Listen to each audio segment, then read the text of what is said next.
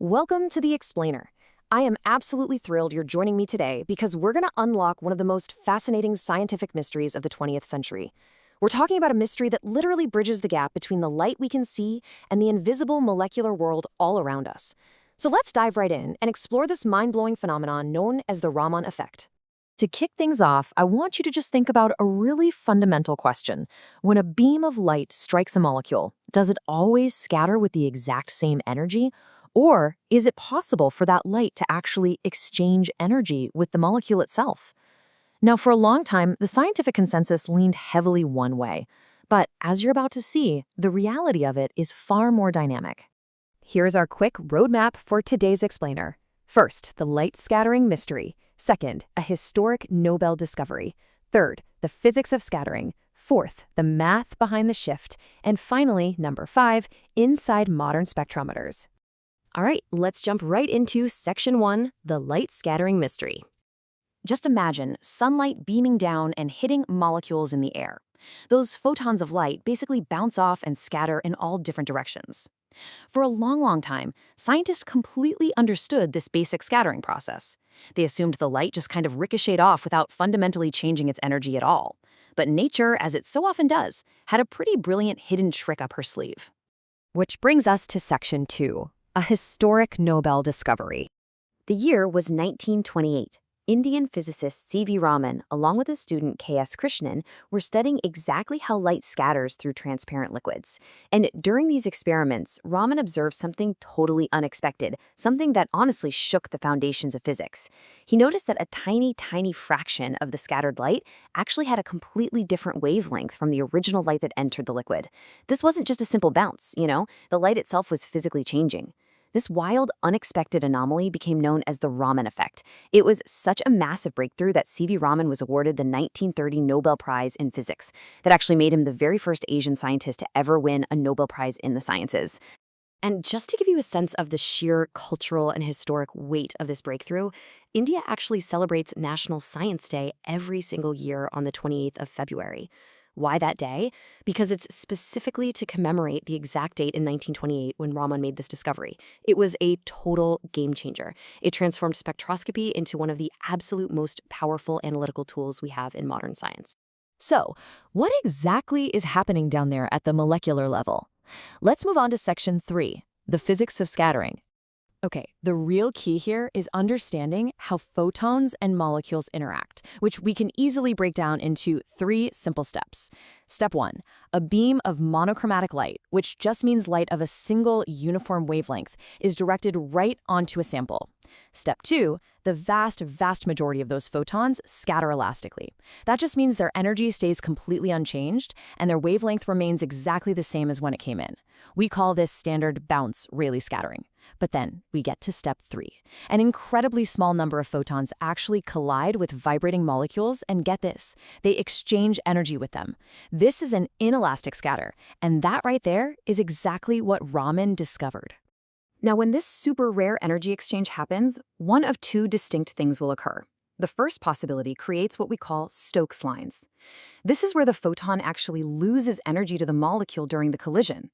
And because it has less energy after the crash, its wavelength increases and its frequency decreases. The second, and honestly even rarer possibility, creates anti-Stokes lines.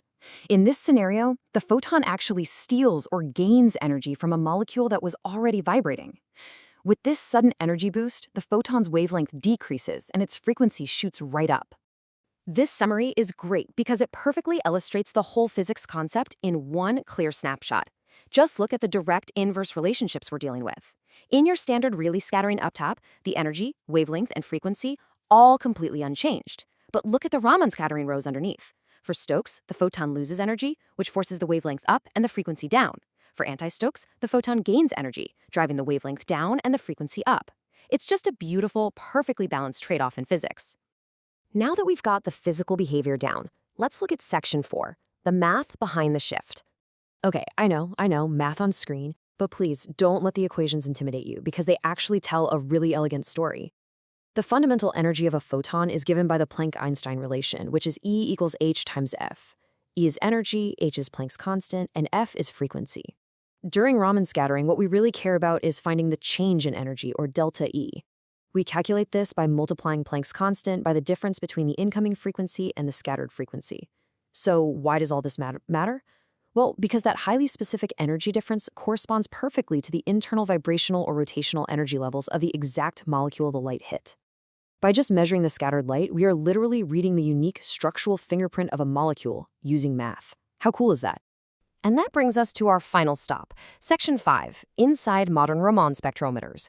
Let's see how we actually harness all this math in the real world today.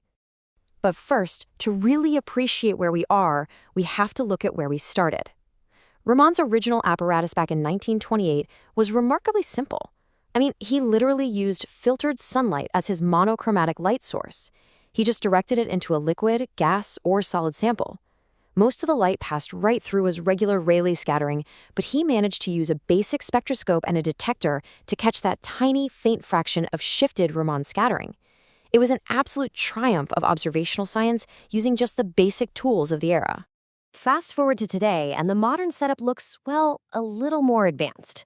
Instead of sunlight, we use a highly precise excitation laser. That light passes through a focusing lens and right onto the sample. The resulting scattered light, which includes both the unchanged Rayleigh light and our shifted Raman light, is collected and sent toward a dichroic filter. You can think of this filter like a bouncer at an exclusive club. It completely blocks the overwhelming amount of unchanged Rayleigh light, and it only lets the faint VIP Raman signal pass through. From there, a diffraction grating separates out that specific light, which is then read by a highly sensitive CCD detector. What totally blows my mind is how this hardware has scaled over the years. On one side, you have a massive, highly sensitive benchtop model, which sits in advanced research laboratories all around the world. But on the other side, you've got devices that are basically portable, handheld probes. We've taken a 1928 discovery made with filtered sunlight and completely miniaturized it. Now researchers can literally carry a laser probe in their hands and scan materials directly out in the field. And the real-world applications of this are profoundly impactful. For example, in the analysis of a biological skin sample, a laser diode fires directly into the tissue. The resulting scatter is collected right back up through a lens and filter to isolate that vital Raman scattering. Because that shifted light tells us the exact vibrational energy of the molecules, doctors and scientists can actually map out the chemical composition of human skin entirely non-invasively. There's no cutting, no chemical dyes, nothing like that. They are just reading the energy exchange of light. It really changes how you look at something as simple as a beam of sunlight, doesn't it? Just knowing that with every single reflection around you, there is a tiny, microscopic exchange of energy happening, one that reveals the actual chemical makeup of the universe. So I want to leave you with this final thought. What invisible molecular secrets are constantly scattering in the light around you right now, just waiting to be measured? Thank you so much for joining me for this explainer, and as always, keep questioning the world around you.